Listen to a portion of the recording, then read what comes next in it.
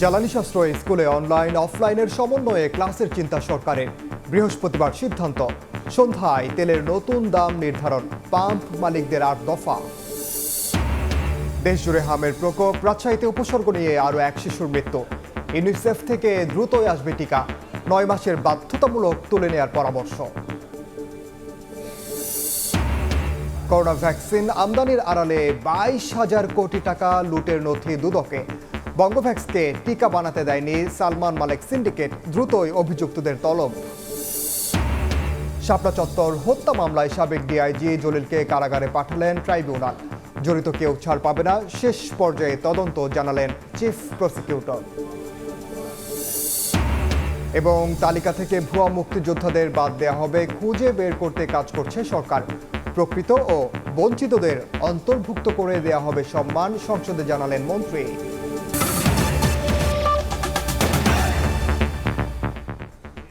সময় সংবাদের সঙ্গে আছি আমি ওমর ইনার। জ্বালানি সাশ্রয় স্কুলে অনলাইন অফলাইনের সমন্বয়ে ক্লাস নেওয়ার চিন্তা করছে সরকার। বৃহস্পতিবার মন্ত্রিসভার বৈঠকে নিয়ে আসবে চূড়ান্ত সিদ্ধান্ত। সকালে প্রধানমন্ত্রী তারেক রহমানের সভাপতিত্বে উচ্চ পর্যায়ের বৈঠক শেষে এ তথ্য জানান শিক্ষামন্ত্রী। এদিকে দেশে ডিজেলের পর্যাপ্ত মজুত রয়েছে জানিয়ে জ্বালানি বিভাগের যুগ্ম সচিব বলেছেন, জ্বালানি তেলের দাম নিয়ে সিদ্ধান্ত আসতে পারে সন্ধ্যার মধ্যে। মধ্যপ্রাচ্য সংঘাতের জেরে ১ মাস ধরে অস্থির বিশ্বের জ্বালানি বাজার। সংকট মোকাবিলায় নানা পদক্ষেপ নিচ্ছে বাংলাদেশ। জ্বালানি পরিস্থিতি নিয়ে মঙ্গলবার সকালে প্রধানমন্ত্রী তারেক রহমানের সভাপতিত্বে উচ্চ পর্যায়ের বৈঠক হয়। এতে বিদ্যুৎ, জ্বালানি ও খনিজ সম্পদ মন্ত্রী ইকবাল হাসান মাহমুদ, প্রতিমন্ত্রী অনিন্দ্য ইসলাম অমিত, শিক্ষামন্ত্রী ইহসানুল হক মিলন সহ সংশ্লিষ্ট মন্ত্রণালয়ের ঊর্ধ্বতন কর্মকর্তারা অংশ নেন। বৈঠক শেষে প্রধানমন্ত্রীর নানা নির্দেশনার কথা তুলে ধরে শিক্ষামন্ত্রী জানান, জ্বালানি সাশ্রয়ের লক্ষ্যে স্কুল পর্যায়ে অনলাইন অফলাইনের সমন্বয়ে ক্লাস নেয়ার চিন্তা করছে সরকার। বৃহস্পতিবার মন্ত্রিসভার বৈঠকে এ বিষয়ে চূড়ান্ত সিদ্ধান্ত আসবে বলেও জানান তিনি। স্কুল আওয়ারটাকে অর্থাৎ 6 ডেজে উইক করছি। ইন দ্য মিন টাইম আমাদের ফুয়েল ক্রাইসিস, ইন্টারন্যাশনাল ক্রাইসিসের কারণে আমরা ভাবছি যে ব্ল্যান্ডিং করা যায় কিনা, অন এবং অফ আসবে এবং অনলাইনে, সেটা নিয়ে আমরা আলোচনা করেছি। কমপ্লিটলি অনলাইনে যদি যাওয়া হয়, যেটা আমরা আবার আনসোশ্যাল হয়ে যাব। Will propose in the cabinet meeting থার্সডেতে আমাদের মন্ত্রণালয় থেকে, তারপরে ক্যাবিনেটে আলোচনা হবে, তারপরে এটা ডিসিশন আসবে। এদিন সচিবালয়ে দেশের জ্বালানি তেল মজুতের সার্বিক তথ্য তুলে ধরেন বিদ্যুৎ, জ্বালানি ও খনিজ সম্পদ মন্ত্রণালয়ের যুগ্ম সচিব। জানান, মার্চের মতো এপ্রিলেও জ্বালানি তেলের কোনো সংকট হবে না। আমাদের সাপ্লাই চেইনে যা যা করা দরকার, যেটুকু ডিজেল প্রতি মাসে চাহিদা, যেটুকু অকটেন প্রতি মাসে চাহিদা, সেটা কিভাবে নিশ্চিত করা যায় আমরা কাজ করছি। ইকোনমিক অ্যাফেয়ার্স কমিটি এবং পার্সেস কমিটিতে আমাদের বেশ কিছু প্রস্তাব আমরা পাঠিয়েছি। সেগুলো অনুমোদন হলে আমরা হয়তো যে উৎস থেকে পাওয়ার কথা সেগুলো পেয়ে যাব। মার্চ মাসেও আপনাদেরকে আশ্বস্ত করেছি আমাদের কোনো সংকট নেই। এপ্রিলের একদিন আগে দাঁড়িয়েও আমি বলছি আপনাকে, ইনশাল্লাহ কোনো অসুবিধা নেই। এদিকে নিজ মন্ত্রণালয়ে পররাষ্ট্র প্রতিমন্ত্রী জানান, মজুত বাড়াতে ভারত, রাশিয়া, সৌদি আরব সহ বিভিন্ন দেশ থেকে জ্বালানি তেল আমদানির চেষ্টা চলছে। মজুতটা যেন আমরা আরো বাড়াতে পারি, সেজন্য আমাদের ডিপ্লোমেসি চলছে। যে সোর্সগুলো থেকে আমরা এখন যুদ্ধের কারণে তেল আনতে পারছি না, সেই কারণে আমরা অন্য সোর্স থেকে যাতে আমরা তেল আনতে পারি, আমাদের পক্ষ থেকে যতটুকু সহযোগিতা জ্বালানি মন্ত্রণালয়কে করার, সেটা আমরা 100% করছি। কৃত্রিম উপায়ে জ্বালানি সংকট তৈরির চেষ্টা রুখতে ব্যবস্থা নেওয়া হচ্ছে বলেও জানান প্রতিমন্ত্রী। প্রসূন আশিস, সময় সংবাদ, ঢাকা। কাটছেই না জ্বালানি সংকট। আজও রাজধানীর বিভিন্ন ফিলিং স্টেশনে দেখা যায় যানবাহনের লম্বা লাইন। কোথাও কোথাও তা ছাড়িয়ে গেছে 1 থেকে 1.5 কিলোমিটার। এমন অবস্থায় সংবাদ সম্মেলনে পেট্রোল পাম্প মালিকরা অভিযোগ করেন, তেলের অস্বাভাবিক চাহিদা বাড়লেও ডিপো থেকে মিলছে না পর্যাপ্ত সরবরাহ। সকাল 7টা থেকে রাত 8টা পর্যন্ত পাম্পে তেল বিক্রির সময় সীমিত রাখার দাবিও জানান তারা। যতদূর চোখ যায় কেবলই যানবাহনের সারি। জ্বালানি তেল পেতে ঘন্টার পর ঘন্টা অপেক্ষা গ্রাহকদের। মঙ্গলবারও এমন দৃশ্য দেখা গেছে রাজধানীর বিভিন্ন ফিলিং স্টেশনে। সরকার বলতেছে তেল আছে, কিন্তু আমরা পাম্পে গেলে তেল পাচ্ছি না। 5টা পাম্পে ঘুরে তেল না পেয়ে তারপরে এখানে আসলাম। বলে যে সংকট নাই, মুখের কথা, কিন্তু আমরা তো দেখি সংকটই। সেই সকাল 6:45 থেকে দাঁড়িয়ে আছি, এখনো মোটামুটি শেষ পর্যায়ে দিকে আসছি, এখনো নিতে পারি নাই, 4 ঘন্টা হয়ে গেছে। 500, 400, 300 টাকার উপরে তেল দেয় না ভাই, তেলগুলি কোথায় গেল গা? ডিজেলেরও জাহাজ আইছে, অকটেন পেট্রোল তো বাংলাদেশই হইতেছে, তো এটার তো ক্রাইসিস থাকবো কেন? মাঠের এমন বাস্তবতায় রাজধানীতে সংবাদ সম্মেলন করে নিজেদের অবস্থান তুলে ধরে পেট্রোল পাম্প মালিক সমিতি। নেতারা জানান, আতঙ্কিত হয়ে বাড়তি তেল কেনার প্রবণতায় চাহিদা বেড়েছে অস্বাভাবিক হারে, আর সে অনুযায়ী ডিপো থেকে মিলছে না জ্বালানি তেল। অস্বাভাবিক চাহিদা, বর্তমান প্রেক্ষাপটে যে চাহিদা বাজারে তৈরি হয়েছে সেই চাহিদার তুলনায় আমরা তেল সরবরাহ পাচ্ছি না। দিস ইজ ভেরি ক্লিয়ার, কারণ এই চাহিদা তো চাহিদা না, এটা হলো একটা সম্পূর্ণ প্যানিক বাইং। পরিস্থিতি বিবেচনায় পেট্রোল পাম্পে পর্যাপ্ত নিরাপত্তা, তেল বিক্রির সময়সীমা সকাল 7টা থেকে রাত 8টা পর্যন্ত নির্ধারণ, ডিপো থেকে ট্যাঙ্ক লোডের চেম্বারের ধারণ ক্ষমতা অনুযায়ী তেল সরবরাহ সহ 8 দফা দাবি জানায় পেট্রোল পাম্প মালিক সমিতি। 4,500 চেম্বার, তাতে দেওয়া হচ্ছে 3,000, 2,000। এই 2,000, 3,000 তেল পরিবহন করে নিয়ে পরিবহন খরচ দ্বিগুণ হয়ে যাচ্ছে। কয়দিন আপনি এই লস বিয়ার করতে পারবেন? গ্রাহকদের সরকারি নির্দেশনা মানার আহ্বান জানিয়ে পেট্রোল পাম্প মালিকরা বলছেন, বর্তমান বাস্তবতায় সাশ্রয়ী হওয়ার বিকল্প নেই। ফারুক ভিয়া, রবিন, সময় সংবাদ, ঢাকা। পাম্পে তেলের জন্য অপেক্ষার চিত্র এখনও বদলায়নি। এই মুহূর্তে রাজধানীর আসাদ গেট এলাকায় আছেন সহকর্মী আতোজ রহমান, সরাসরি যাচ্ছে তার কাছে। ইরান যুদ্ধের প্রভাব বাংলাদেশে পড়েছে, জ্বালানি সংকট দেখা দিয়েছে বাংলাদেশের পাম্পগুলোতে। সেখানে রাজধানী ঢাকা সহ দেশের সারা দেশেই মূলত আসলে জ্বালানি সংকট দেখা দিয়েছে। সেই জ্বালানি সংকটের কারণেই আসলে জ্বালানি সংকট দেখা দিতে পারে। সেক্ষেত্রে আসলে পাম্পগুলোর বাইরে দীর্ঘ সারি দেখা যাচ্ছে যানবাহনে, সেখানে মোটরসাইকেল, প্রাইভেট কার, কিংবা আমরা পাম্পের ভেতরে আমরা এই মুহূর্তে অবস্থান করছি রাজধানীর আসাদ গেটের একটি ফিলিং স্টেশনে। সেখানে আমরা private car, motorcycle, pick up van, covered van, বিভিন্ন ধরনের বড় যানবাহনও দেখেছি। আমাদের পাম্পের যেই কর্তৃপক্ষ রয়েছে, যারা জ্বালানি সরবরাহর কাজ করছে, তাদের সাথে আমার কথা হয়েছে। তারা বলছেন যে তাদের এই সংকটময় মুহূর্তে তারা প্রতিদিন 20,000 লিটার জ্বালানি পাচ্ছেন, তেল সহ সব ধরনের, ডিজেল সহ সব ধরনের জ্বালানি মিলিয়ে 20,000 লিটার পাচ্ছেন। সেক্ষেত্রে তারা এইসব জ্বালানিগুলো মোটরসাইকেল, প্রাইভেট কার, মাইক্রোবাস কিংবা covered van, pick up van সবগুলোর মধ্যেই বিতরণের চেষ্টা করছে, যাতে সবাই মানে দৈনন্দিন যেই কাজ আছে সেই কাজটি চালিয়ে যেতে পারে। তারা আমাদের সাথে কথা বলে তাদের সাথে আমরা জেনেছি আসলে মোটরসাইকেলকে প্রতিদিন 500 থেকে 600 টাকার পেট্রোল অকটেন দেওয়া হচ্ছে। সেক্ষেত্রে প্রাইভেট কারগুলো পাচ্ছে 1500 টাকা করে তাদের গাড়ির যেই আকার ভেদে, এবং হায়েস্ট কিংবা মাইক্রোবাসগুলোর কথা যদি বলি, সেগুলোকে 2000 থেকে 2500 টাকার জ্বালানি দেওয়া হচ্ছে। সেক্ষেত্রে যদি পিক আপ ভ্যান কিংবা কাভার্ড ভ্যান, সেগুলোর ক্ষেত্রে তাদেরকে দেয়া হচ্ছে 20 লিটার ডিজেল করে, এবং বড় গাড়ির ক্ষেত্রে 40 থেকে 60 লিটার পর্যন্ত তেল সরবরাহ করছে আসাদ গেটের এই ফিলিং স্টেশনটি। আমাদের যারা পরিবহন চালক রয়েছে, অর্থাৎ মোটরসাইকেল, প্রাইভেট কার, মাইক্রোবাস, যারা এখানে আসছেন জ্বালানি সংগ্রহ করতে, তাদের সাথে কথা হচ্ছে। তারা দীর্ঘ সারিতে অনেকক্ষণ ধরেই আসলে অপেক্ষা করতে হয় তাদের জ্বালানি পেতে। কেউ 3 ঘন্টা, 4 ঘন্টাও অপেক্ষা করেছেন এখান থেকে জ্বালানি পেতে। এখানের যেই আসাদ গেটের যেই ফিলিং স্টেশনটিতে আমরা বর্তমানে অবস্থান করছি, এই লাইনটি এই সারিটি এখান থেকে বের হয়ে আসাদ গেটের থেকে যে জুলাই অভ্যুত্থান স্মৃতি জাদুঘর পর্যন্ত আসলে পৌঁছে গেছে সেই লাইনটি। তো জ্বালানি সংকট নিয়ে রাজধানীর আসাদ গেটের ফিলিং স্টেশন থেকে এই ছিল আমার কাছে সবশেষ তথ্য। সরাসরি যুক্ত ছিলাম রাজধানীর আসাদ গেটে। রাজধানীতে খুপড়ি ঘরে বিক্রি হচ্ছে অকটেন, ভাঙাড়ির দোকানে মিলছে ডিজেলও। রাজধানীর পার্শ্ববর্তী এলাকা কেরানীগঞ্জেও যেখানে সেখানে মিলছে জ্বালানি তেল। কালোবাজারি প্রমাণ করে জ্বালানি তেলের উপর সরকারের নিয়ন্ত্রণ নেই, এমনটাই বলছেন বিশেষজ্ঞ। মঞ্জুরুল হক মঞ্জুরের ক্যামেরায় সহকর্মী বুলবুল রেজার রিপোর্ট। আমি মানুষের উপকারের জন্য এটা খারাইছি, তেল পাওয়া গেছে না। কেউ যদি বিপদে পড়ে, তেল তো পাম্পে সিরিয়াল নিয়ে আনা যাওয়া সম্ভব না। আমরা পাম্পের রেটের মতো বিক্রি করছি। সময় সংবাদের ক্যামেরা দেখা মাত্রই দৌড়, কিন্তু কেন? ক্যামেরা দেখে এত ভয়ের কারণ কি? রাজধানীর বসিলা এলাকায় রোববার বেলা 12টায় প্রকাশ্যে অকটেন বিক্রি করতে দেখা যায় এই ব্যক্তিকে। ক্যামেরা দেখা মাত্রই তাই তার পালিয়ে যাওয়া। 10 মিনিট পর আবারও দেখা মেলে ওই ব্যক্তির। এবার নিজেকে আড়াল করতে মোটরসাইকেলে চড়ে দ্রুত সটকে পড়েন। বছিলা ব্রিজে ওঠার আগে একটি খুপড়ি দোকানে অকটেন বিক্রি হয় এমন তথ্য আছে সময় সংবাদের কাছে। সত্যতাও পাওয়া গেল। মুখে মাস্ক পরা এই ব্যক্তিকে প্রায় আধা ঘন্টা অনুসরণ করে সময় সংবাদ।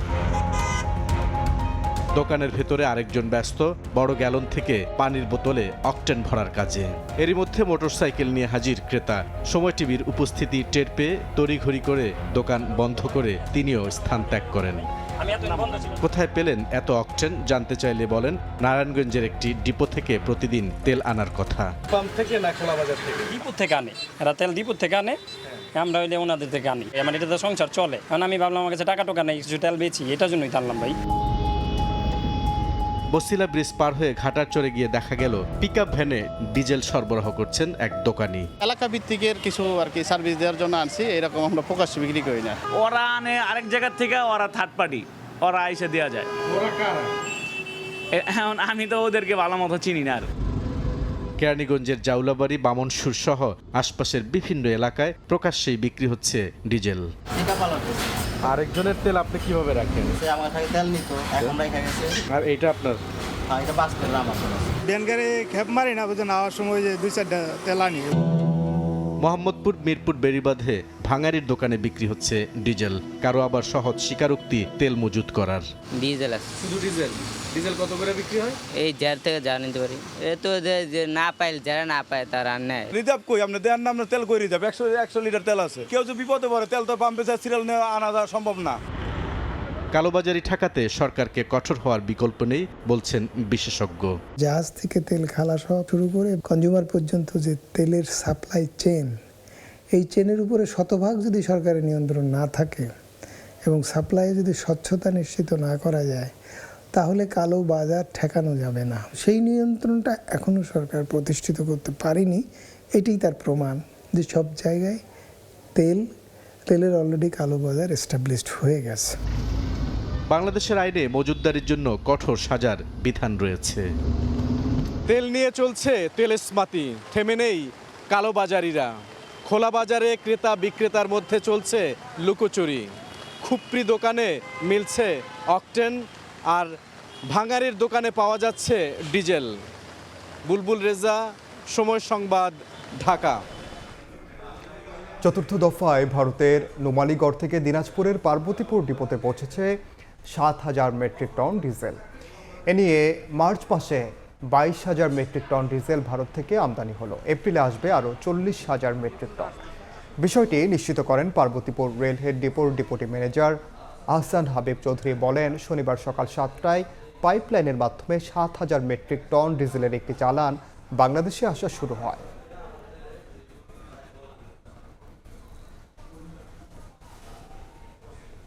মধ্যপ্রাচ্যে যুদ্ধের কারণে বিশ্বজুড়ে জ্বালানি সংকটের মাঝেও মার্চ মাসে কাতার, সংযুক্ত আরব আমিরাত, ওমানের পাশাপাশি বিকল্প দেশ হিসেবে সিঙ্গাপুর, মালয়েশিয়া, অস্ট্রেলিয়া, এমনকি ভারত এবং যুক্তরাষ্ট্র থেকে 36টি জাহাজ বোঝাই এলপিজি, এলএনজি তেল সংগ্রহ করেছে বাংলাদেশ।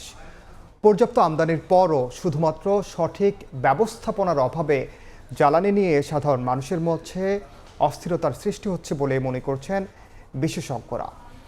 শাখাউদ্দিপুর ক্যামেরায় কমলদের রিপোর্ট।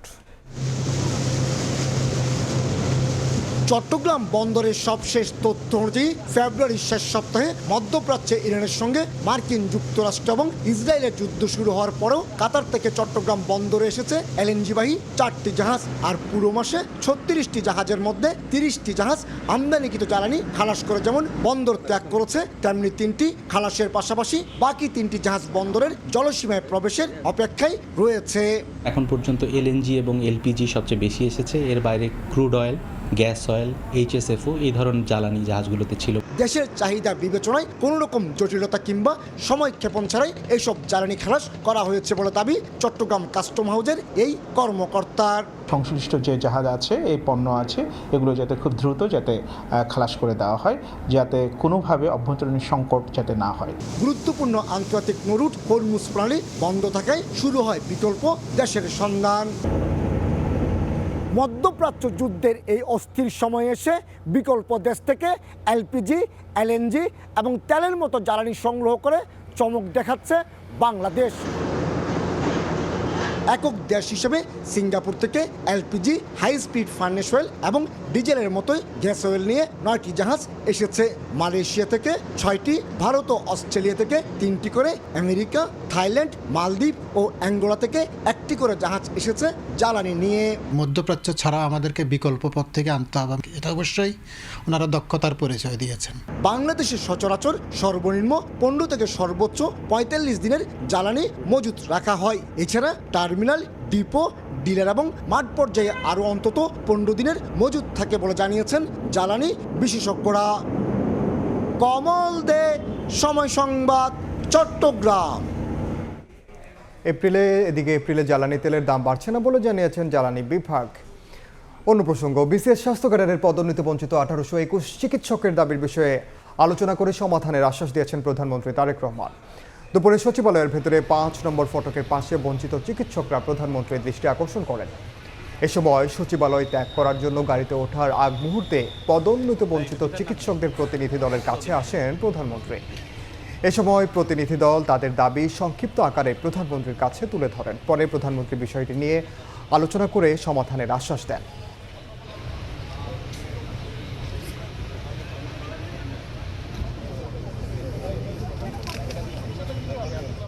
আমরা ফিট লিস্টে ছিলাম, আমরা প্রমোশনের সমস্ত ক্রাইটেরিয়া ফুলফিল করে ফিট লিস্টের মধ্যে ছিলাম। সেখান থেকে আমাদেরকে ইন্টেনশনালি বাদ দেওয়া হয়েছে। করার পরে আমাদেরকে পুলিশ ভেরিফিকেশন করার জন্য ওনারা চাইছে, সেটাও হয়ে গেছে। সেই সুপারনিউমারি পোস্টটা এপ্রিল মাসে অ্যাবলিশ হয়ে যাবে। সুপারনিউমারি যে পোস্টগুলি আছে, এখন পোস্ট আছে। দেশে ভয়ঙ্কর আকার ধারণ করেছে হাম। রাজশাহী মেডিকেলে 2 শিশুর মৃত্যু হয়েছে। বরিশাল মেডিকেলে চিকিৎসায় অবহেলার অভিযোগ স্বজনদের। রোগীর চাপ সামলাতে হিমশিম অবস্থা চিকিৎসকের। সুস্থ শিশুদের অসুস্থ বা জ্বর রয়েছে এমন শিশুর সঙ্গে মিশতে না দেয়া ও সতর্ক থাকার পরামর্শ তাদের। এদিকে স্বাস্থ্য সচিব জানিয়েছেন, টিকা কিনতে ইউনিসেফকে 604 কোটি টাকা পরিশোধ করেছে সরকার। দ্রুতই ভ্যাকসিন আসবে। দেশজুড়ে হঠাৎ বেড়েছে সংক্রামক রোগ হামের প্রাদুর্ভাব, যাদের বেশিরভাগই শিশু। এতে উদ্বিগ্ন অভিভাবকরা। হাম সংক্রমণ ঠেকাতে বরিশালে নড়েচড়ে বসেছে স্বাস্থ্য বিভাগ। শের-ই-বাংলা মেডিকেল কলেজ হাসপাতালে তৈরি করা হয়েছে আলাদা আইসোলেশন ওয়ার্ড। বিভাগীয় স্বাস্থ্য বিভাগের তথ্য মতে গত 24 ঘন্টায় সেবাজিমে ভর্তি হয়েছে 37 শিশু। বরগুনায় 3 মাসে 3 শিশুর মৃত্যুর পাশাপাশি আক্রান্ত 80 জন। বিভাগে মোট মৃত্যুর সংখ্যা 8 আর আক্রান্ত ছাড়িয়েছে 206 জনে। আর একটু ভালো অবস্থা হলে আমাদের জন্য সুবিধা হতো, রোগীর জন্য ভালো হতো। বেডে তো খুবই সংকট, একটা বেডে 3 জন 4 জন পর্যন্ত প্রতিদিন আসতে যাইতেছে। রাজশাহী মেডিকেল কলেজ হাসপাতালেও হাম নিয়ে ভর্তি 41 শিশু আর উপসর্গ নিয়ে চিকিৎসাধীন শতাধিক। 24 ঘন্টায় মৃত্যু হয়েছে 1 শিশুর। হাসপাতালটিতে 3টি ভেন্টিলেটর দিয়েছে স্বাস্থ্য মন্ত্রণালয়। এ সময় স্বাস্থ্যসেবা বিভাগের সচিব কামরুজ্জামান চৌধুরী বলেন, টিকা কিনতে ইউনিসেফকে 604 কোটি টাকা পরিশোধ করেছে সরকার। ইতোমধ্যেই আমরা 604 কোটি টাকার টিকা ক্রয়ের জন্য ইউনিসেফকে পেমেন্টও করে দিয়েছি। টিকা পেয়ে গেলে আমরা ইপিআই কর্মসূচি এবং টিকাদান কর্মসূচি ব্যাপকভাবে শুরু করব। ময়মনসিংহ মেডিকেল কলেজ হাসপাতালেও চালু করা হয়েছে আইসোলেশন ওয়ার্ড। 24 ঘন্টায় নতুন ভর্তি 10 জন সহ মোট চিকিৎসাধীন 78 জন। 2 সপ্তাহে মোট ভর্তি হয়েছেন 122 জন। এদের মধ্যে মারা গেছেন 5 জন। সর্দি জ্বর, এরপরে মনে করেন শরীরে গীতা হয়েছে, এরপরে মুখে ঘা হয়েছে। চাঁপাইনবাবগঞ্জে 250 শয্যা হাসপাতালের হাম আইসোলেশন কর্নারে চিকিৎসাধীন 76 রোগী। 24 ঘন্টায় নতুন করে ভর্তি হয়েছেন 27 জন। শারীরিক অবস্থার অবনতি হওয়ায় 3 জনকে পাঠানো হয়েছে রাজশাহী মেডিকেলে। গত 3 মাসে এই রোগে জেলায় মৃত্যু হয়েছে 5 জনের। হামের কিন্তু একটা গুরুত্বপূর্ণ মেসেজ হচ্ছে কি যে ও র্যাশ, যে দাগটা বের হওয়ার 4 দিন আগে থেকে সে ছড়ায়। এখন একজন জ্বর হয়েছে, আপনি বাচ্চাগুলোকে একটু আলাদা করে ফেলেন। নওগাঁয় 41 রোগীর মধ্যে ল্যাব টেস্টে 8 জনের হাম শনাক্ত হয়েছে। এর মধ্যে চিকিৎসাধীন অবস্থায় ঢাকায় মারা যায় 1 শিশু। খাদিজা স্বপ্না, সময় সংবাদ। এই মুহূর্তে ময়মনসিংহ মেডিকেল কলেজ হাসপাতালে আছেন সহকর্মী ওবায়দুল হক। সরাসরি যাচ্ছে তার কাছে। গত 17 মার্চ থেকে মূলত ময়মনসিংহ মেডিকেল কলেজ হাসপাতালে হাম শনাক্ত হওয়া রোগীর পরিমাণ বাড়তে থাকে এবং গত 2 সপ্তাহে কিন্তু প্রায় 134 জন রোগী এখনো পর্যন্ত আজকের দিন পর্যন্ত এই ময়মনসিংহ মেডিকেল কলেজ হাসপাতালে হাম শনাক্ত হয়েছে। মূলত তারা ময়মনসিংহের যে হাসপাতালে যে শিশু বিভাগ রয়েছে তারা শিশু বিভাগে জ্বর, ঠান্ডা, কাশি, হাঁপা সহ খিঁচুনি সহ বিভিন্ন সমস্যা নিয়ে মূলত তারা এখানে ভর্তি হয়। মূলত পরবর্তীতে হামের হাম ধরা পড়লে তাদেরকে প্রথমে 3টি কক্ষ নিয়ে হাম কর্নার চালু করা হয়েছিল এবং গতকালকে থেকে যেহেতু হামের প্রকোপ বেড়েছে এবং রোগের চাপ বেড়েছে, ময়মনসিংহ বিভাগের অন্যান্য জেলা ছাড়াও বিভাগের বাইরে থেকেও কিন্তু রোগীরা এই ময়মনসিংহ মেডিকেল কলেজে হাম উপসর্গ নিয়ে এখানে আসতে শুরু করে, যার কারণে চাপ বাড়ায়। কিন্তু গতকালকে থেকে হাম আইসোলেশন ওয়ার্ড কিন্তু চালু করা হয়েছে ময়মনসিংহ মেডিকেল কলেজ হাসপাতালে এবং আজকে দুপুর পর্যন্ত কিন্তু এখানে ভর্তি ছিল 90 জন এবং তবে যেসব শিশু বেশ কয়েকদিন যাবত অসুস্থ হয়ে এখানে ভর্তি ছিলেন এরকম 35 জনকে কিন্তু আজকে ছুটি দেওয়া হয়েছে, সুস্থ হয় তাদেরকে ছুটি দেওয়া হয়েছে এবং এই মুহূর্তে এই হাসপাতালটিতে ভর্তি আছে চিকিৎসাধীন রয়েছে 55 জন এবং আমরা যেটি দেখেছি যে এখানে মূলত কেবিন 16টি কেবিন রয়েছে এবং এই 16টি কেবিনে 32টি বেড রয়েছে। এই 32টি বেড ছাপিয়েও কিন্তু আমরা দেখতে পাচ্ছি যে ফ্লোরে মেঝেতে কিন্তু রোগীরা অবস্থান করছে এবং চিকিৎসা নিচ্ছে। আমরা দেখেছি সকাল থেকেই এখানে বেশ চাপ লক্ষ্য করা গেছে।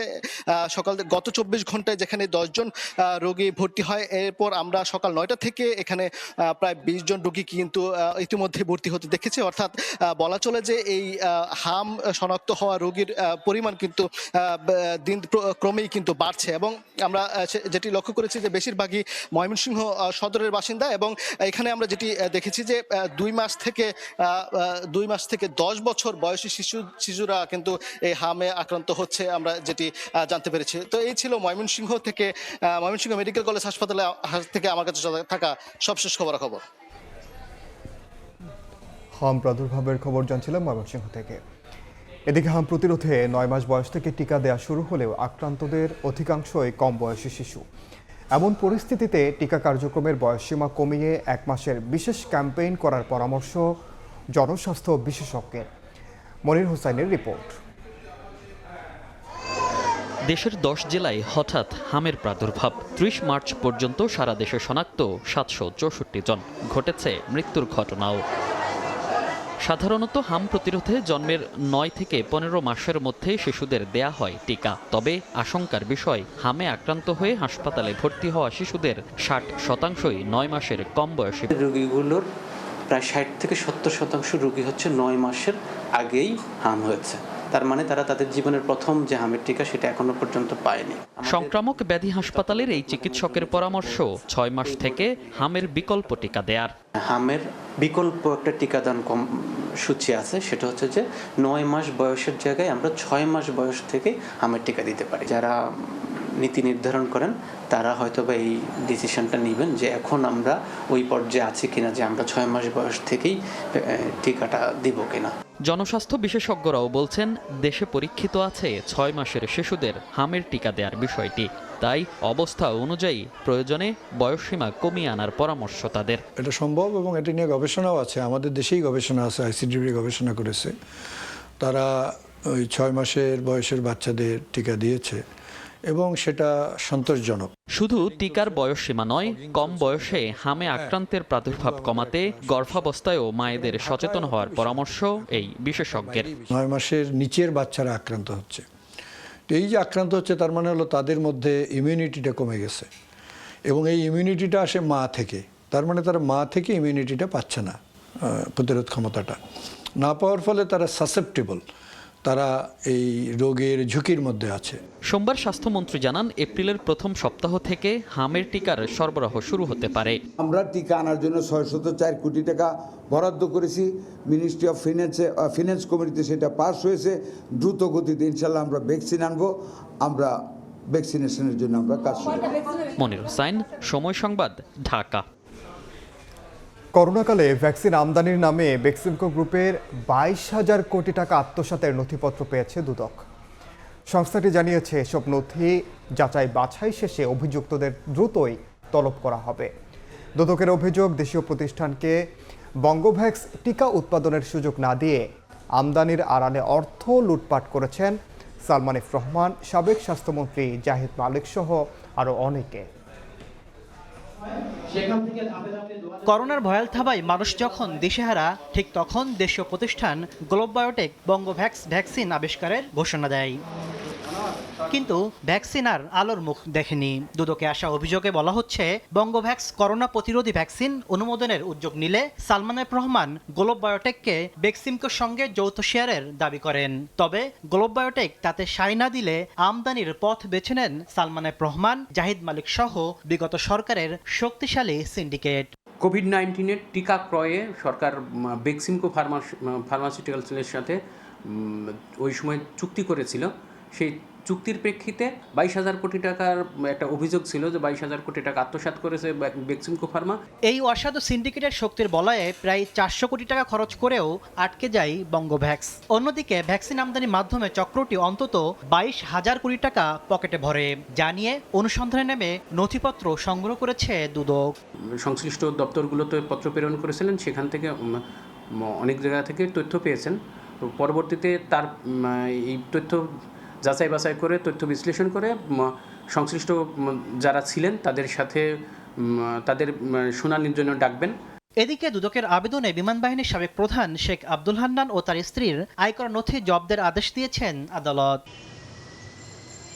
তাসলিম তৌহিদ, সময় সংবাদ, ঢাকা। সময় সংবাদে আরও থাকছে, আগামী অর্থ বছর থেকে যে কোনো সময় জমা দেওয়া যাবে রিটার্ন। প্রথম প্রান্তিকে দিলে থাকবে প্রণোদনা। বাজেটে কর অব্যাহতি কমানোর আভাস এনবিআরে।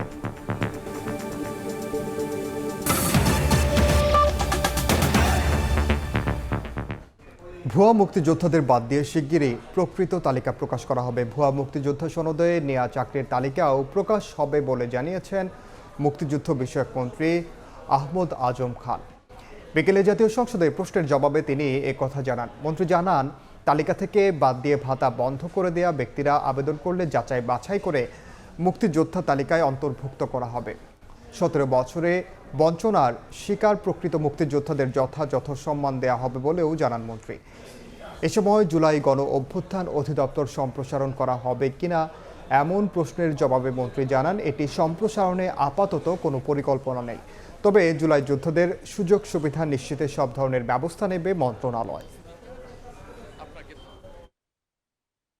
ইতিমধ্যেই মুক্তিযুদ্ধ মন্ত্রণালয় এ নিয়ে কাজ করছে এবং পর্যায়ক্রমে যারা অমুক্তিযোদ্ধা তাদেরকে মুক্তিযুদ্ধের যে তালিকা আছে সেই তালিকা থেকে অপসারণের সিদ্ধান্ত আমরা মুক্তিযুদ্ধ মন্ত্রণালয় গ্রহণ করেছি এবং সে অনুযায়ী আমরা কাজ চালিয়ে যাচ্ছি। সঠিক মুক্তিযোদ্ধাদের মূল্যায়ন করে অমুক্তিযোদ্ধাদেরকে এই সকল সুবিধা থেকে দূরে রেখে বাংলাদেশের মুক্তিযুদ্ধকে বাংলাদেশকে আমরা মূল্যায়ন করতে চাই। শাপলা চত্বরের গণহত্যার মামলায় জড়িত কাউকেই ছাড় দেওয়া হবে না বলে জানিয়েছেন চিফ প্রসিকিউটর আমিনুল ইসলাম। এ মামলায় পুলিশের সাবেক ডিআইজি আব্দুল জলিল মণ্ডলকে কারাগারে পাঠানোর নির্দেশ দিয়েছেন আন্তর্জাতিক অপরাধ ট্রাইব্যুনাল। চিফ প্রসিকিউটর জানান, অতীতের সব ক্রসফায়ারের বিচার হবে। 2013 সালের 5 মে রাতের অন্ধকারে আইনশৃঙ্খলা রক্ষা বাহিনীর অভিযোগ উঠে অনেককে হত্যার। সেই ঘটনাকে নানাভাবে ধামাচাপা দিয়ে রাখা হলেও রাজনৈতিক পট পরিবর্তনের পর গেল বছরের 26 নভেম্বর শেখ হাসিনা সহ 50 জনের বিরুদ্ধে ট্রাইব্যুনালে অভিযোগ দায়ের করে হেফাজতে ইসলাম। এ মামলায় মঙ্গলবার আন্তর্জাতিক অপরাধ ট্রাইব্যুনাল 1-এ হাজির করা হয় সাবেক ডিআইজি আব্দুল জলিল মণ্ডলকে। পরে তাকে গ্রেফতার দেখিয়ে কারাগারে পাঠানোর নির্দেশ দেন আদালত। পরে চিফ প্রসিকিউটর জানান, এই হত্যাকাণ্ডে জড়িত কাউকে ছাড় দেয়া হবে না, দ্রুতই এ মামলার তদন্ত শেষ করা হবে। শাপলা চত্বর মামলার তদন্ত কার্য প্রায় শেষ পর্যায়ে। আমরা খুব আশা করছি যে খুব সহসাই আমাদের তদন্ত কার্য শেষ হবে এবং এই মামলায় আমরা রিপোর্ট দাখিল সাপেক্ষে ট্রাইব্যুনালে ফরমাল চার্জ আমরা দাখিল করতে সক্ষম হব। এদিকে 2015 সালে বরিশালে 2 ছাত্রদল নেতাকে ক্রসফায়ার হত্যার ঘটনায় শেখ হাসিনার ফুফাতো ভাই আবুল হাসনাত আব্দুল্লাহ সহ 4 জনের বিরুদ্ধে অভিযোগ আমলে নিয়ে 2 জনের বিরুদ্ধে গ্রেফতারি পরোয়ানা জারি করে ট্রাইব্যুনাল। চিফ প্রসিকিউটর বলেন, অতীতের সব ক্রসফায়ারের বিচার হবে। যতগুলো ক্রসফায়ারের ঘটনা ঘটেছে আমরা তার একটা পরিসংখ্যান নিচ্ছি, সবগুলো কেসের কপি আমরা সংগ্রহ করছি। যারা যেভাবে সেই মামলাগুলো হয়েছে সেইগুলো আমরা যাচাই বাছাই করব। আমাদের একটা কমিটি আমরা গঠন করে দিচ্ছি, সেটা যাচাই বাছাই করে এই অপরাধগুলোর মধ্যে যেগুলো আমাদের ট্রাইব্যুনালে বিচারের আওতাভুক্ত হবে এই সবগুলো মামলা আমরা তুলে নিয়ে আসব। এদিকে 5 আগস্টের পর জুলাই হত্যাকাণ্ড সংক্রান্ত যত মামলা হয়েছে তাতে অনিয়ম হয়েছে কিনা তা যাচাই বাছাই করা হবে বলেও জানান চিফ প্রসিকিউটর। সাবিনা মজুমদার, সময় সংবাদ, ঢাকা। মিরপুর মডেল থানার দেলোয়ার হত্যা মামলায় ডিজিএফআই এর সাবেক মহাপরিচালক শেখ মামুন খালেদকে আবারও 6 দিনের রিমান্ডে পাঠিয়েছেন আদালত। 5 দিনের রিমান্ড শেষে সকালে তাকে ঢাকার সিএমএম আদালতে হাজির করে ডিবি। শুনানিতে বিচারকের কাছে মামুন খালেদ দাবি করেন মিথ্যা মামলা ও রিমান্ডে হয়রানি করা হচ্ছে তাকে।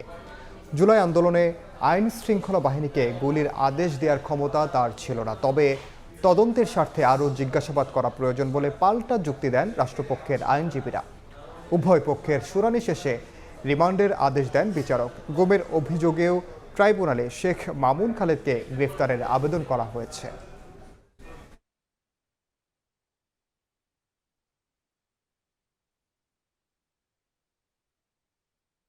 ডিজিএফআইয়ের বা পরবর্তীতে শাসনের সময় তার সম্পৃক্ততা এবং আন্দোলনের সময় তার সম্পৃক্ততার কিছু তথ্য দিয়েছে, তবে অনেকগুলো তথ্য সে এখনও গোপন করে যাচ্ছে। 7 দিন রিমান্ড চাওয়ার পরিপ্রেক্ষিতে কোনো গ্রাউন্ডস বিজ্ঞ আদালতে রাষ্ট্রপক্ষ দাখিল করতে ব্যর্থ হয়েছেন।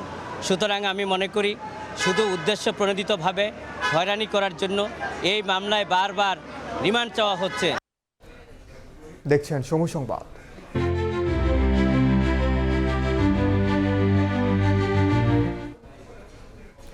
সড়কের কাজ শেষের কদিন পর ফের খোঁড়াখুড়ির প্রবণতা বন্ধ করা হবে বলে জানিয়েছেন ঢাকা উত্তর সিটি প্রশাসক শফিকুল ইসলাম খান।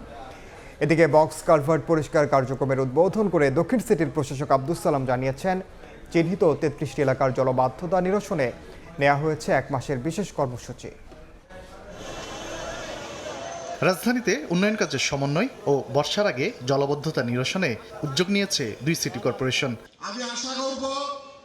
মঙ্গলবার সকালে ঢাকা উত্তর সিটি কর্পোরেশনের আইডিআরএসপি প্রকল্পের আওতায় মিরপুর 10 থেকে তালতলা পর্যন্ত সড়ক, ড্রেন ও বাইলেন উন্নয়ন কাজের উদ্বোধন করেন উত্তর সিটির প্রশাসক শফিকুল ইসলাম খান। উন্নয়ন কাজে আর সমন্বয়ের ঘাটতি থাকবে না এবং জনগণের অর্থ অপচয়ের সুযোগ দেওয়া হবে না বলে জানান তিনি। কাজ হবে সমন্বয় করে, একবারে এক রাস্তায় কাজ হবে, আবার 15 দিন পর একই জায়গায় আবার রাস্তা করে আর এক কাজ হবে। সেই কাজটা যাতে বিগত দিনের মতন না হয়। শুধু অর্থ লুপাট আর জনগণের অর্থের অপচয় আমি করতে চাই না। এদিকে বর্ষা মৌসুমে আগে জলাবদ্ধতা নিরসনে মাঠে নেমেছে ঢাকা দক্ষিণ সিটি কর্পোরেশনও। শহরে বক্স কালভার্ট পরিষ্কারে নেওয়া হয়েছে 1 মাসের বিশেষ কর্মসূচি। সেগুনবাগিচায় এই কার্যক্রমের উদ্বোধন করেন দক্ষিণ সিটির প্রশাসক আব্দুস সালাম। জানান পানি নিষ্কাশনে নতুন 6টি পোর্টেবল পাম্প যুক্ত করা হয়েছে। পাশাপাশি পান্থপথ, পরিবাগ ও টিটিপাড়া সহ 33টি জলবদ্ধতা প্রবণ এলাকা চিহ্নিত করা হয়েছে।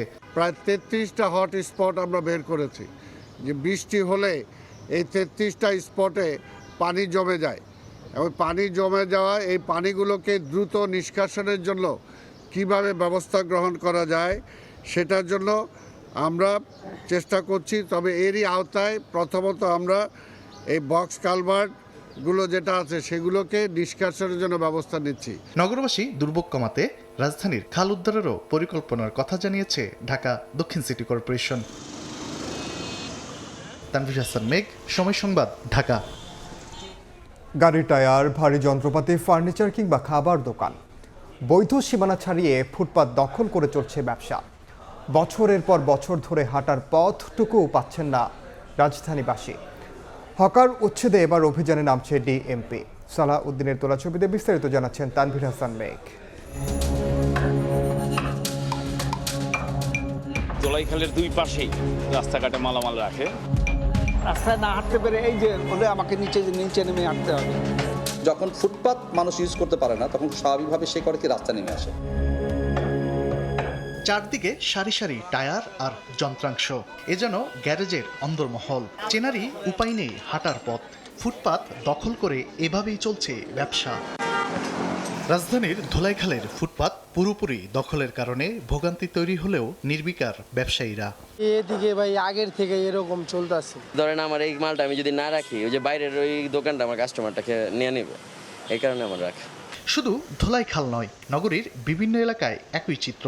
দোকানের সামনে ফুটপাত জুড়ে রাখা হয়েছে ফার্নিচার, খাবার আর মুদিপণ্যের মালামাল। চলাচলে প্রতিদিনই ভোগান্তি পোহাতে হচ্ছে পথচারীদের। ফুটপাতে হাঁটা জায়গা নেই, তার জন্য আমরা এই রোড দিয়ে হাঁটাহাঁটি করতেছি। এই ফুটপাতের 4টা লাইন যদি রাস্তার মধ্যে থাকে তাহলে মানুষ কোথা থেকে হাঁটবে বলেন। এই অবস্থায় বুধবার থেকে বৈধ সীমানার বাইরে ফুটপাত দখল করে রাখা সব ব্যবসা প্রতিষ্ঠানের বিরুদ্ধে অভিযানে নামছে ডিএমপি। যে সমস্ত ব্যবসা প্রতিষ্ঠান তাদের বৈধ জায়গার বাইরে এক্সটেনশন আকারে ফুটপাতকে দখল করে ব্যবহার করছে, আমরা এবার এটাকে আমরা দখলমুক্ত করব। আমরা এবার এই কাজটা করতে যাচ্ছি 1 এপ্রিল থেকে। এছাড়া হকারদের জন্য নির্ধারিত এলাকায় শীঘ্রই হলিডে ও নাইট মার্কেট চালু করতে কাজ করছে সংশ্লিষ্টরা। তানভীর হাসান মেঘ, সময় সংবাদ, ঢাকা। রাজধানীর হাতিরপুলের নাসিরুল্লাহ সড়কে একটি খাবারের হোটেলে আগুনের ঘটনা ঘটেছে। স্থানীয়রা জানান দুপুরে হোটেলের গ্যাস সিলিন্ডার থেকে আগুনের সূত্রপাত হয়। মুহূর্তে আশপাশের বেশ কয়েকটি দোকানে ধোঁয়া ছড়িয়ে পড়ে। খবর পেয়ে ফায়ার সার্ভিসের 4টি ইউনিট 1 ঘন্টার চেষ্টায় আগুন নিয়ন্ত্রণে আনে। এ ঘটনায় কোনো হতাহত না হলেও বেশ কয়েকটি দোকানের মালামাল নষ্ট হয়েছে। আগামী অর্থবছর থেকে সারা বছর রিটার্ন জমার সুবিধা রাখা হবে বলে জানিয়েছেন জাতীয় রাজস্ব বোর্ডের চেয়ারম্যান আব্দুর রহমান খান। রাজস্ব ভবনে প্রাক বাজেট আলোচনায় তিনি বলেন, প্রথম প্রান্তিকে রিটার্ন জমা দিলে কর প্রণোদনা দেওয়া হবে। এ সময় কর অব্যাহতি বেশি থাকার কারণেই রাজস্ব আয় কমছে বলে মন্তব্য করেন এনবিআর চেয়ারম্যান। প্রতি বছরের মতো এবারও আগামী অর্থবছরের বাজেট প্রণয়নের আগে অংশীজনদের মতামত নেয়ার উদ্যোগ নিয়েছে জাতীয় রাজস্ব বোর্ড। খাতভিত্তিক কর ও শুল্ক কাঠামো নিয়ে প্রথম দিনের আলোচনায় সংবাদপত্র মালিকরা জানান, বৈশ্বিক অস্থির পরিস্থিতিতে দাম বেড়েছে নিউজপ্রিন্টের। লোকসানের মুখে ওয়েস বোর্ড অনুযায়ী বেতন দিতে হিমশিম খাচ্ছেন তারা। এ অবস্থায় আসছে বাজেটে নিউজপ্রিন্ট আমদানিতে বিদ্যমান 15% কর সম্পূর্ণ অব্যাহতির দাবি জানান তারা। নিউজপ্রিন্টের দাম অস্বাভাবিক হারে বেড়েছে। 6 মাস আগেও প্রতি টনের দাম ছিল $560, সে দাম বেড়ে এখন $630 পৌঁছেছে। এমত অবস্থায় পত্রিকা প্রকাশ অব্যাহত রাখা প্রায় অসম্ভব। এ সময় যন্ত্রপাতি আমদানিতে শুল্ক সুবিধার দাবি জানায় বেসরকারি টেলিভিশন মালিকদের সংগঠন অ্যাটকো। আমরা সবসময় এটা চিন্তা করি কি কৃষক গরিব মানুষ ওরা কোথা থেকে এই ট্যাক্স দেবে, তাদের আনা যাবে না। না, আপনি ওইটা না, আপনি একটা বেস লাইন তৈরি করবেন যে মিনিমাম ট্যাক্স প্রতি পার্সেন্ট কম যেটা পসিবল, কারণ গ্রামেও কিন্তু উন্নয়ন হচ্ছে। আগামী বাজেটে সারা বছর রিটার্ন জমা দেওয়ার সুবিধা রাখা হবে বলে জানান এনবিআর চেয়ারম্যান। প্রথম প্রান্তিকে রিটার্ন জমা দিলে মিলবে কর প্রণোদনা। 4 কোয়ার্টার আমরা ভাগ করব। ফার্স্ট কোয়ার্টারে যারা রিটার্ন দিবে তাদেরকে আমরা ইনসেন্টিভ দিব, তারা কিছু রিবেট পাবে। সেকেন্ড কোয়ার্টারে যারা রিটার্ন দিবে তারা রেগুলার। থার্ড কোয়ার্টারে যারা দিবে তারা রেগুলার থেকে একটু বেশি দিবে। ফোর্থ কোয়ার্টারে যারা দিবে তারা আরেকটু বেশি দিবে। সুতরাং ট্যাক্স পেয়ার ঠিক করবে উনি কি বেশি দিয়ে রিটার্ন দেবে না উনি কম দিয়ে রিটার্ন দেবে। এনবিআর চেয়ারম্যান জানান, কর অব্যাহতি বেশি হওয়ায় রাজস্ব আয় কমছে। আসছে বাজেটে কর হার না বাড়িয়ে করের আওতা বাড়াবে এনবিআর। আমাদের রেভিনিউ আদায় বাড়াতে হবে। রেভিনিউ আদায় যদি বাড়ায় তাহলে। এমএস আরিফিন, সময় সংবাদ, ঢাকা। দীর্ঘমেয়াদী জ্বালানি নিরাপত্তা নিশ্চিতে আসছে বাজেটে সুস্পষ্ট কৌশল রাখতে হবে। তা না হলে অর্থনৈতিক ভারসাম্য নষ্টের শঙ্কা করছে এসডিজি বাস্তবায়নে নাগরিক প্ল্যাটফর্ম। সেই সঙ্গে উন্নয়ন প্রতিবদ্ধকতা দূর করতে রাজস্ব আদায়ে ও সামাজিক কর্মসূচির অর্থ ব্যয়ের দুর্বলতা দূর করার তাগিদ দিয়েছে প্রতিষ্ঠানটির আহ্বায়ক ডক্টর দেবপ্রিয় ভট্টাচার্য। মধ্যপ্রাচ্য সংঘাতের কারণে জ্বালানি আমদানির ব্যয় বৃদ্ধি, বৈদেশিক মুদ্রার উপর নির্ভরতা ও ভর্তুকির বড় অঙ্ক বাড়তি চাপ তৈরি করছে দেশের অর্থনীতিতে। এই চ্যালেঞ্জ মোকাবেলায় আগামী বাজেটে দীর্ঘমেয়াদী জ্বালানির নিরাপত্তা নিয়ে স্পষ্ট কৌশল নির্ধারণের তাগিদ দিয়েছে এসডিজি বাস্তবায়নে নাগরিক প্ল্যাটফর্ম। সাশ্রয়ী মূল্যে কোথা থেকে আনতে পারবো, এখানে যদি কোনো কারণে বৈদেশিক সম্পর্ক আমার বাধা হয়ে এসে দাঁড়ায়, সেটা রাজনৈতিকভাবে বিবেচনা করতে হবে। একটা নির্বাচিত সরকার নিঃসন্দেহে তার একটি সুষ্ঠু নাগরিকের স্বার্থে একটি সুষ্ঠু বাণিজ্যিক সম্পর্ক পৃথিবীব্যাপী গড়ে উঠবে, এটি স্বাভাবিক। মঙ্গলবার রাজধানীর ধানমন্ডিতে নতুন সরকারের প্রথম বাজেট নিয়ে ভাবনা শীর্ষক আলোচনায় প্ল্যাটফর্মের আহ্বায়ক ও সিপিডির সম্মাননীয় ফেলো ডক্টর দেবপ্রিয় জানান, করের হার বাড়ানোর পরিবর্তে প্রশাসন আধুনিক করা ও আওতা সম্প্রসারণে দিতে হবে বাড়তি গুরুত্ব।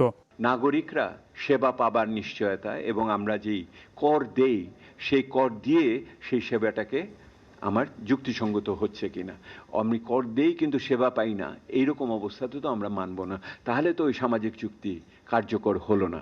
সেহেতু আপনাকে এখানে বৈষম্য এবং নিরাপত্তা এই দুইটি বিষয়ের দৃষ্টিভঙ্গি থেকে এই সামাজিক চুক্তির বাস্তবায়নের কার্যকারিতা আমার দেখতে হবে। এ সময় সরকার ঘোষিত সামাজিক সুরক্ষা কর্মসূচির কার্ড ভিত্তিক সহায়তা সঠিকভাবে পৌঁছে দিতে প্রশাসনিক সক্ষমতা শক্তিশালী করা দরকার বলেও মনে করে নাগরিক প্ল্যাটফর্ম। যদি দেশকেন্দ্রিক বৈদেশিক সম্পর্ক না থাকে। তোফাজ্জল হোসাইন, সময় সংবাদ, ঢাকা। বরগুনার পাথরঘাটায় ব্যারেল প্রতি 2 থেকে 5,000 টাকা পর্যন্ত অতিরিক্ত দামে বিক্রি হচ্ছে ডিজেল। এতে চরম বিপাকে পড়েছেন সমুদ্রগামী মাছ ধরার ট্রলারের জেলে ও মালিকরা। এদিকে বেশি দামে ডিজেল বিক্রির বিষয়টি সময় সংবাদের কাছে স্বীকারও করেছেন বিক্রেতারা। তবে জ্বালানি তেল অতিরিক্ত দামে বিক্রি বন্ধের বিষয়ে কথা বলতে নারাজ জেলা প্রশাসন। রুবেল হোসেনের ছবিতে সাইফুল মিরাজের রিপোর্ট। বরগুনার পাথরঘাটা থেকে মাছ শিকারে সমুদ্রে যাওয়ার জন্য অপেক্ষায় থাকা এফবি খাইরুল ট্রলারে জ্বালানির জন্য 3 ব্যারেল ডিজেল কেনা হয়েছে 78,000 টাকায়, বাড়তি গুনতে হয়েছে 18,000 টাকা। শুধু একটি ট্রলার নয়, সমুদ্রগামী প্রতিটি মাছ ধরার ট্রলারের জন্য তেল কিনতে ব্যারেল প্রতি 2 থেকে 5,000 টাকা পর্যন্ত বেশি দিতে হচ্ছে। ট্রলার মালিকরা জানান, বাড়তি দাম না দিলে জ্বালানি পাওয়া যায় না। বিষয়টি প্রশাসনকে জানানো হলেও মজুতদারদের বিরুদ্ধে ব্যবস্থা নেওয়া হচ্ছে না বলে অভিযোগ তাদের। আগে 21,000 টাকা বেরেল লইতে, এখন 26,000 27,000 টাকা এরকমের লয়। সরকার তেলের দাম বাড়ায় নাই, অথচ বাড়তি দামে তেল কেনা হইতেছে। সকলের ঘরে তৈল আছে, কিন্তু তারা সিন্ডিকেট করে তৈলগুলো আমাদের মাঝে বিতরণ করে না। আমরা যখন কিনতে যাই তখন আমাদের আগে যে রেটটা ছিল তার থেকে 3,000 4,000 5,000 টাকা বেশি দিয়ে কিনতে হয়, আর বেশি না দিলে তেল নাই।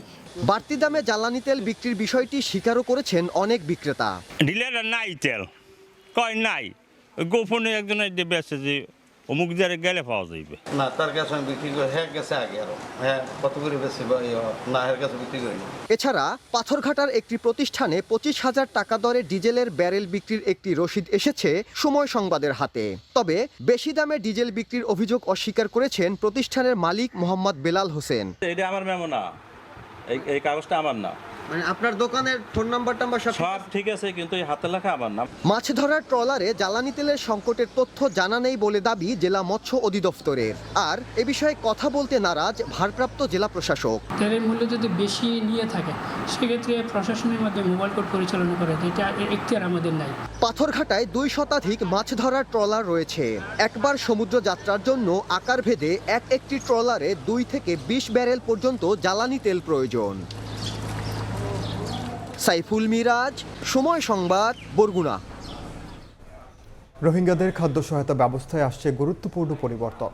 1 এপ্রিল থেকে 3টি ভিন্ন ক্যাটাগরিতে সহায়তা কার্যক্রম চালু করতে যাচ্ছে বিশ্ব খাদ্য সংস্থা। কক্সবাজার ও ভাসানচরে অবস্থান ভেদে সহায়তার অর্থমূল্যেও থাকবে পার্থক্য।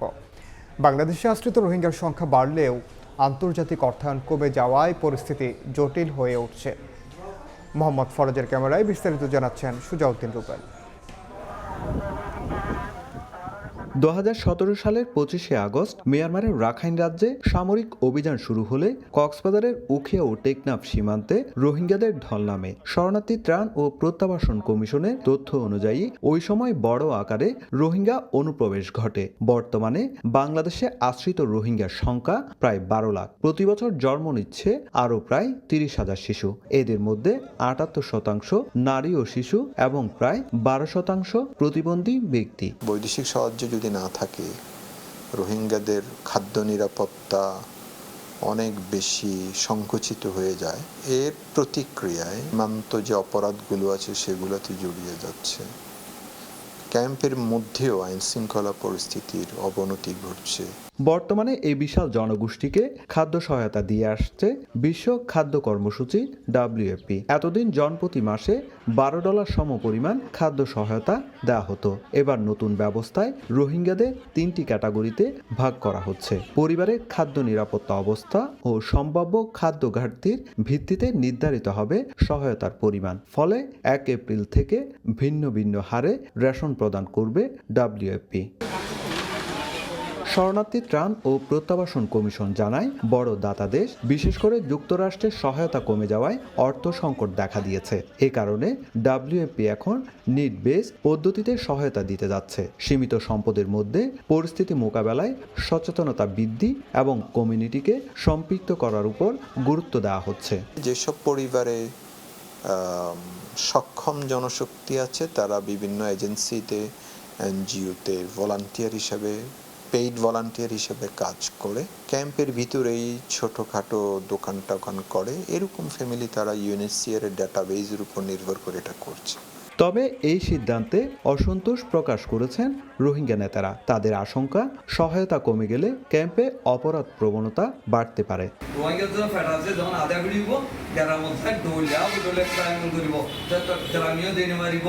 বর্তমানে কক্সবাজার ও ভাসানচরে 33টি ক্যাম্পে অন্তত ঘনবসতিপূর্ণ পরিবেশে বসবাস করছে রোহিঙ্গারা। এর মধ্যে সবচেয়ে বেশি রোহিঙ্গার অবস্থান কক্সবাজারের উখিয়া এলাকার ক্যাম্পগুলোতে।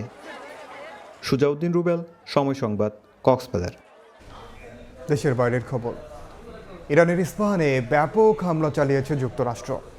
অস্ত্রভান্ডার লক্ষ্য করে 2000 পাউন্ড ওজনের বাংকার বাস্টার বোমা ফেলার দাবি করেছে মার্কিন গণমাধ্যম। হরমুজ প্রণালী বন্ধ রেখেই ইরান যুদ্ধ শেষ করতে চান ট্রাম্প, এমনটা জানিয়েছে ওয়াল স্ট্রিট জার্নাল।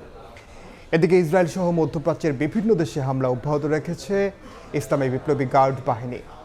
লেবাননে হিজবুল্লাহর আক্রমণে আরও 4 ইসরায়েলি সেনা নিহত হয়েছে। মঙ্গলবার ভোরে যুক্তরাষ্ট্র ও ইসরায়েলের যৌথ হামলায় কেঁপে ওঠে ইরানের ইস্পাহান শহর। বড় একটি অস্ত্র ভান্ডার লক্ষ্য করে 2000 পাউন্ড ওজনের বাংকার বাস্টার বোমা ফেলা হয়েছে বলে দাবি করেছে মার্কিন গণমাধ্যম। হামলার ভিডিও নিজের সামাজিক মাধ্যমে শেয়ার করেছেন প্রেসিডেন্ট ডোনাল্ড ট্রাম্প। এদিন সকালেই জবাব দেয় ইরানের বিপ্লবী গার্ড IRGC। ইসরায়েলের বিভিন্ন স্থাপনা লক্ষ্য করে ক্ষেপণাস্ত্র হামলা চালানো হয়। দুবাইয়ের জলসীমায় থাকা কুয়েতি ট্যাঙ্কার জাহাজে ড্রোন হামলার খবর পাওয়া গেছে। লেবাননের দক্ষিণাঞ্চলে হিজবুল্লাহর আক্রমণে ইসরায়েলি সেনা হতাহত হয়েছে। যুক্তরাষ্ট্র ও ইসরায়েলের সঙ্গে চলমান যুদ্ধের অবসান নিয়ে যে কোনো সিদ্ধান্ত দেশের স্বার্থের কাঠামোর মধ্যেই নেওয়া হবে বলে মন্তব্য করেছেন ইরানের প্রেসিডেন্ট মাসুদ পেজেশকিয়ান। সরকারি সেবা গ্রহণে যাতে কোনো সমস্যা না হয় সেজন্য প্রচেষ্টা অব্যাহত রয়েছে বলে জনগণকে আশ্বস্ত করেন তিনি।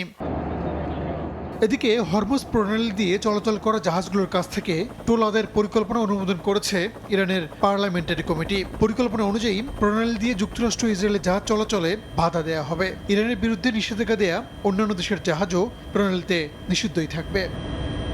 ইরানের এমন পদক্ষেপে হরমুজ প্রণালী বন্ধ রেখেই যুদ্ধ শেষ করতে চান মার্কিন প্রেসিডেন্ট ডোনাল্ড ট্রাম্প। তার প্রশাসনের কর্মকর্তাদের বরাত দিয়ে এই তথ্য জানিয়েছে Wall Street journal. Rahanul Rana, সময় সংবাদ। রাজনীতির কারণে কোনো মেধাবী ক্রীড়াবিদের জাতীয় দল থেকে বাদ পড়া দুঃখজনক, এমন মন্তব্য করেছেন স্থানীয় সরকার, পল্লী উন্নয়ন ও সমবায় মন্ত্রী মির্জা ফখরুল ইসলাম আলমগীর। প্রধানমন্ত্রীর উপদেষ্টা রুহুল কবির রিজভী জানান, 2018 সালে একজন তারকা ক্রিকেটার বিএনপি থেকে জাতীয় নির্বাচনে অংশ নিতে চেয়েছিলেন, কিন্তু পরে তিনি আওয়ামী লীগ থেকে অংশ নিতে বাধ্য হন।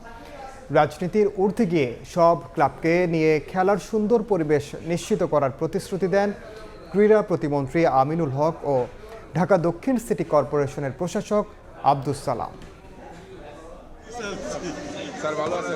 মোহামেডান স্পোর্টিং ক্লাবের নবনির্বাচিত পরিচালনা পর্ষদের শুভেচ্ছা বিনিময় অনুষ্ঠানে ক্রীড়াক্ষেত্রে সাম্য, সৌহার্দ্য, শিষ্টাচারের বার্তা। রাজনৈতিক ক্যারিয়ার বা মতাদর্শের কারণে কারো ক্রীড়া সত্তা ধ্বংসের পক্ষে নন কেউই। রাজনীতির কারণে কোনো মেধাবী ক্রীড়াবিদ বাদ পড়বে দল থেকে বা জাতীয় দল থেকে, এটা সবচেয়ে কষ্টের কারণ হতে পারে। এই উপর থেকে আমাদেরকে বেরিয়ে আসতে হবে। আমরা একটা অন্ধকার থেকে বেরিয়ে আসি। আসুন আমরা নতুন স্বপ্ন দেখি, নতুন আলো দেখি, এবং নতুন সূর্যের মধ্য দিয়ে আমরা ক্রীড়াঙ্গনকে নতুন করে সাজিয়ে নিই। অনুষ্ঠানে উপস্থিত যুব ও ক্রীড়া প্রতিমন্ত্রী ও ফুটবল দলের সাবেক অধিনায়ক আমিনুল হক নিজেই হয়েছিলেন রাজনৈতিক প্রতিহিংসার শিকার। ক্রিকেট দলের সাবেক 2 অধিনায়ক সাকিব আল হাসান ও মাশরাফি বিন মুর্তজাকেও সে তিক্ততা পেতে হয়েছে। সাকিব দেশ থেকে একরকম নির্বাসিত, মাশরাফিকেও থাকতে হচ্ছে আড়ালে। আর এমন পরিস্থিতির জন্য ফ্যাসিস্ট সরকারের দায় দেখেন বক্তারা। দলের ঊর্ধ্বে গিয়ে, রাজনীতির ঊর্ধ্বে গিয়ে আমরা খেলাধুলাকে প্রতিষ্ঠিত করতে চাই। আমরা চাই সেই আবাহনী ক্লাবকে, সেই আবাহনী ক্লাব যাতে আবার স্বরূপে ফিরে আসে। আমরা চাই অন্যান্য ক্লাবগুলো রয়েছে তারা যাতে স্বরূপে ফিরে আসে।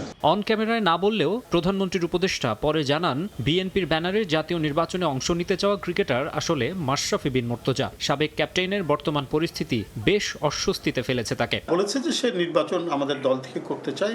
আমি তাকে বলেছিলাম যে দেখো, এমনি তো নিপীড়ন নির্যাতন এই গভর্নমেন্ট করে, আর তুমি এত বড় একটা আন্তর্জাতিক মানের তুমি প্লেয়ার, তো তোমাকে তো হয়রানি করতে বলছে। আমি দরকার হলে জেল খাটবো, কিন্তু আমি বিএনপিতে করতে চাই, এই ধরনের কথা সে বলেছে।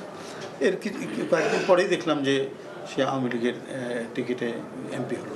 এটা 2018 সালে। শুধু ব্যক্তি নয়, ক্লাবগুলোর ওপর থেকেও রাজনীতির কালো ছায়া সরিয়ে ফেলতে চান নীতি নির্ধারকরা। বিএনপির শীর্ষ নেতাদের এই প্রতিশ্রুতি বা মনোভাবের প্রতিফলন দেখা গেলে সত্যিই বদলে যাবে দেশের ক্রীড়াঙ্গনের চেহারা। যারা খেলাধুলা।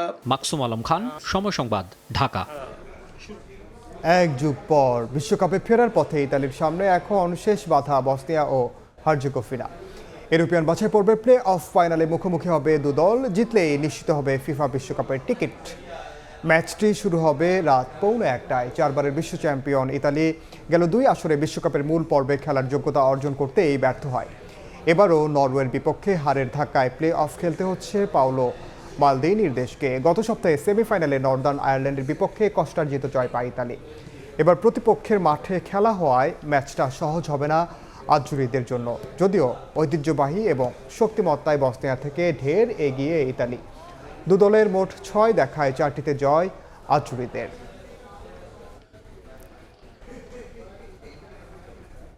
এ পর্যায়ে শীর্ষ সংবাদগুলো জানিয়ে দিচ্ছি আরেকবার। এপ্রিলে বাড়ছে না তেলের দাম। জ্বালানি সাশ্রয়ে সব শিক্ষা প্রতিষ্ঠানে 3 দিন অনলাইন, 3 দিন সশরীরে ক্লাস নেওয়ার প্রস্তাব। বৃহস্পতিবার মন্ত্রিসভার বৈঠকে সিদ্ধান্ত। দেশ জুড়ে হামের প্রকোপ। রাজশাহীতে আরও 2 শিশুর মৃত্যু। ইউনিসেফ থেকে দ্রুতই আসবে টিকা। 9 মাসের আগেই আক্রান্ত বাড়ায়, 6 মাসেই ভ্যাকসিন দেওয়ার পরামর্শ। এবং ভুয়া মুক্তিযোদ্ধাদের বাদ দিয়ে প্রকৃত তালিকা প্রকাশ শিগগিরই। ভুয়া সনদে নেওয়া চাকরির তালিকাও হবে। নিশ্চিত করা হবে জুলাই যোদ্ধাদের সুযোগ সুবিধা। সংসদে মন্ত্রী।